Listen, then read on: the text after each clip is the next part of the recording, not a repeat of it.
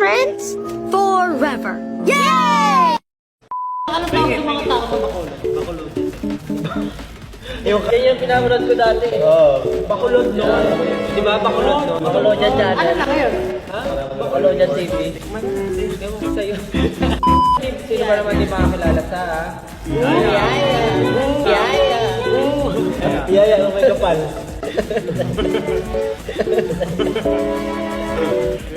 Ilang ice cream na po ang nakukuha ni Ken? Hindi po, SB19, inuubos ko yung ice cream.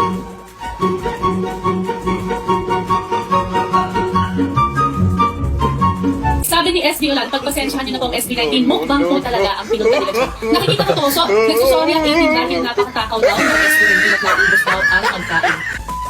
Housemates ko nilang pagkain sa story. Ha? Pagkain? Lunch. SP. Housemates lang ba